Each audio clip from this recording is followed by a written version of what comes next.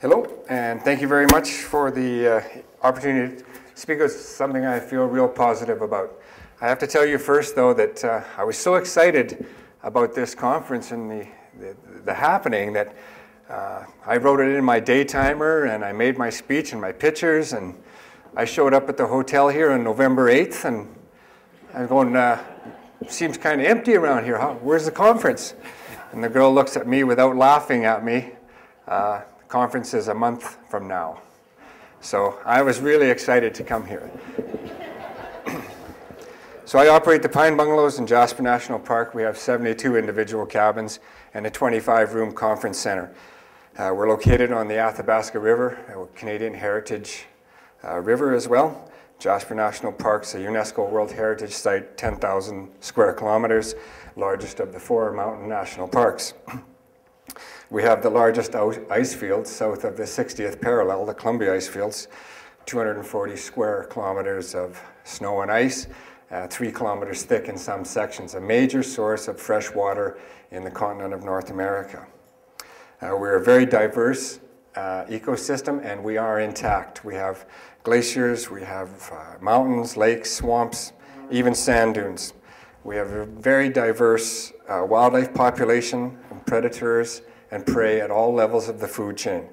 The most important aspect is the one we don't see, and that's the genetic diversity.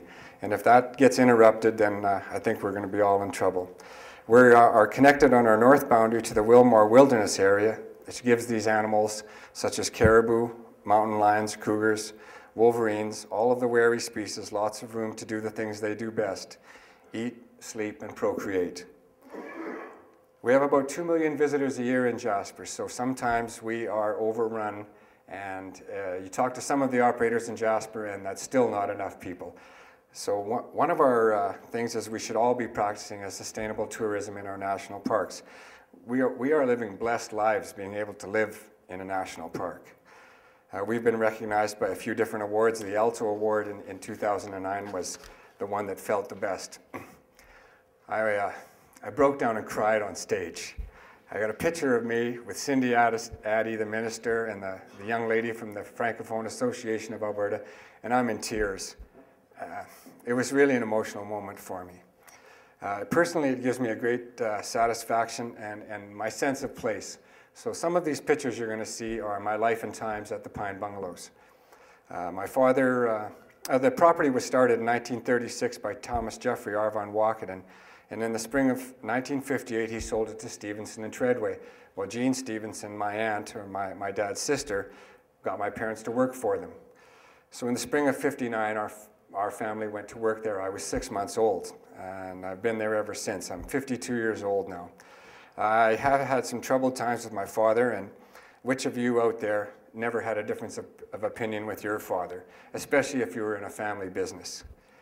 The property sold 2 more times, and each owner kept my parents on as employees. And in 1974, my parents bought the Pine Bungalows. I was 15 years old. That's when the work started. In 1997, my father passed on, and I was in charge. I was 39 years old. I thought, this is going to be great. All the freedom, boy, was I wrong. I had no idea of the work that it took to run a 10-acre bungalow camp in a mountain national park. It definitely wasn't going to be freedom. I inherited a handyman's dream. Over the last few years, I've come to appreciate what I have, and that's the 10 acres in a montane forest in a Rocky Mountain National Park. So I thought I better treat the land as best I can and still give my customers some great service. It certainly wasn't easy. I had really no formal education, just the school of hard knocks. Hotel management, accounting, human resources, these were just fancy words to me. How about long hours, no days off, pay bills, and dealing with all the bad apples? Thank God I have my mother to help me out. Between us, we persevered. So I started to reach out to long-time hotel managers, Travel Alberta, Alberta Hotel and Lodging Association, and most importantly, my landlord, which is Parks Canada. All of these resources were at my fingertips. I just had to connect. Special places need special rules. I've had a lot of help along the way. So I sat down with all my department heads to figure out what we could do best. We started in the front office cutting costs, using both sides of a piece of paper, read more emails instead of printing them. Did a lot of the right things there. We replaced old souvenirs with more appropriate ones. We stopped selling cigarettes. We gave our old computer equipment to the old folks' home, and instead of putting it in the landfill. We did print a educational thing for our customers called the Pine Bungalows Bugle, and I just want to quote one thing from the front page here. A New York man reached heaven, and as he passed through the gate, Peter said, "I'm sure you're going to like it." Then a man from Pittsburgh followed, and Peter said, "It's going to be a very great change for you." Finally, there came a man from Jasper Park. "I'm afraid," said Peter, "you're going to be disappointed." That was Sir Arthur Conan Doyle in 1914. Our housekeeping department was a lot more work than I thought. You know, getting people to hang towels rather than clean them every day. Better washers and dryers, efficient equipment, vacuums, green cleaning supplies to get rid of harsh chemical cleaners. I've got pump dispensers in the shower stalls and at the bathroom basins instead of little bars of soap and little bottles of shampoo.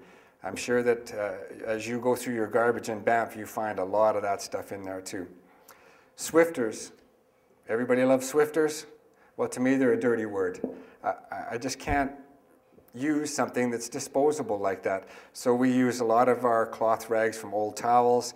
We refill salt and pepper shakers. We have upgraded kitchen equipment. We have cast iron frying pans, and we'll oil them for you. Our drapes, furniture, upholstery, beds are all made with non-flammable materials and low VOCs. We donate gently used linens to our local shelter, and the vet gets old mattress pads. The veterinarian in Jasper does not just do the dog and cat thing. The veterinarian in Jasper gets elk, bears, coyotes, owls. She's really happy that I help her out. And our customers. The great thing about our repeat customers is they have really bought into what it is I'm doing. When I go into rooms during the day sometimes to help out with the cleaning and just checking up on things, I find blue boxes that are overflowing, and it's such a really good feeling. I have a very cooperative maintenance man. He will reuse building materials like you showed us in Banff, and he sorts everything before they enter the landfill. We've done the thing with the light fixtures, and we have lots of good technology happening, but it's an expensive proposition. Water-saving toilets, shower heads. We want our customers to use less water, use less power. I don't force them, but I encourage them. Sometimes I have to encourage them a little bit more. All our paint and stain now is vegetable oil based, and of course this does cost a lot more. We buy bagged firewood from a supplier in Hinton, which is left over from our pulp mill. We've replaced gas-powered golf carts with all electric. They're quieter and no emissions. We had something like 35 streetlights on the property when I took over. Now I have 3. It fits the dark sky policy of Parks Canada. The most radical change that I did probably was I stopped mowing lawns. 10 acres, and I just let Mother Nature take over. In 2003, we had a drought, so all of the non-native grasses that the previous owners had planted, they died because there was a drought and they didn't know what to do. But all the native grasses, they knew what to do. They just retreat back into the roots.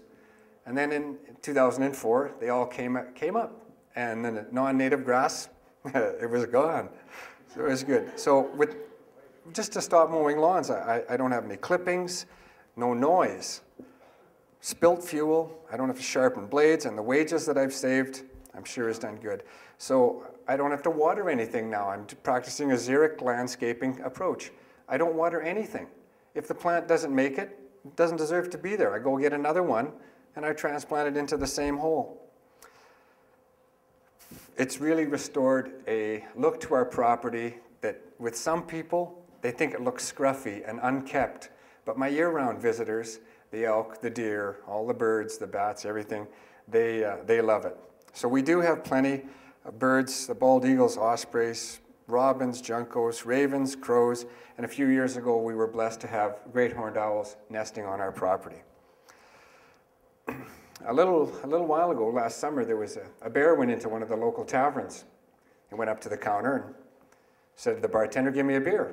And the bartender says, "We don't serve beers to the bears in the bar." And the bear looked at him and says, "Give me a beer." The bartender says, "Hey, we don't serve beers to the bears in the bar." So the bear looked around and he saw this girl sitting by herself, and he went over and he ate the girl. Came back up to the counter and said, "Give me a beer." The bartender looked at him and said, "We don't serve drug addicts." The bear went, "What?" The bartender says, "I just saw that barbiturate."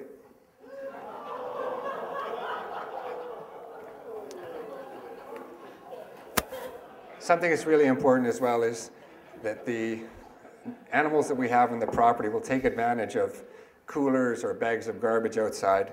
So I'm really careful, make sure all that gets put away. The national parks are in a really dangerous situation with the mature forest that was mentioned earlier. So I've really bought into the Parks Canada Fire Smart Forest Wise strategy. They'll come out there and give you direction on how you can best maintain your property and do the facility protection plan, but they won't pay for it. So I hire staff that's laid off from Parks Canada in October. They come and they do their thing, and it gets the approval of Parks Canada, and I'm trying to reduce the fuel load, and I now have a defensible space.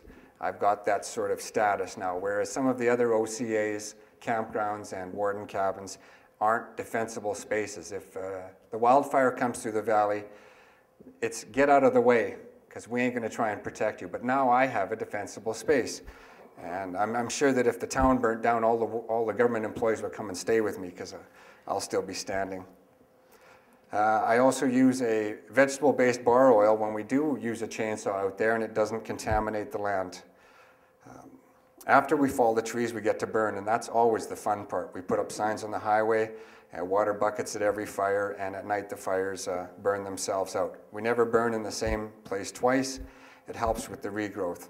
And the regrowth that happens in the burn rings is amazing. So in a small way, we're restoring the natural process of fire.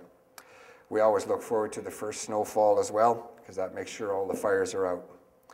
Lastly, and the thing that I want to stress to you all, is the number one thing that you can do to be practicing a sustainable tourism is to change your attitude. Very simple. You have to just assess what it is you do, and you have to change your attitude. Just going to give it a moment to sink in. Change your attitude. If you have to spend more money, and if it's time consuming, do it. It's the right thing to do. I want to be careful here what I say about the other owners of OCAs and people in Jasper, because I'm a little crazy. I'm out there in left field all by myself. I'm sort of doing things because I'm living a blessed life. I was born and raised in Jasper. My sense of place is so strong. And some of the other owners that are money-driven and capitalist-driven, I don't blame them. That's their role, and they got mortgages to pay and that too. But how much money do you really need? And when do you start putting back something into the land? So, change your attitude and a willingness to go forward and take advice, implement the changes. These things are expensive and time-consuming. Or we can continue down the road of excess. Our throwaway society will not be able to sustain us much longer. It has to change with owners and decision makers. Everybody has to work towards less consumption of raw materials, and everybody does have a role to play. You and your generation have to learn from the mistakes we've made. And if you don't, shame on you. Will clean water and clean air be a luxury someday? And I'm not perfect either, I must say. I drove a gas-powered vehicle to get here. I had a nice long hot shower here. It was great. Sometimes I forget to shut off lights. I just want your generation to get it, man. Let's keep the national parks, provincial parks, protected land in a natural state without loving them to death. This will keep visitors coming for years. I got a real good lesson last night on geotourism. The people from Southwest Alberta and Victor that you're going to hear from later gave me some really good insights into what a geo-traveler is. Lastly, thanks for your time and attention. My name is Michal Wasuita and I operate the Pine Bungalows in Jasper. You got to come and see us sometime. Thank you.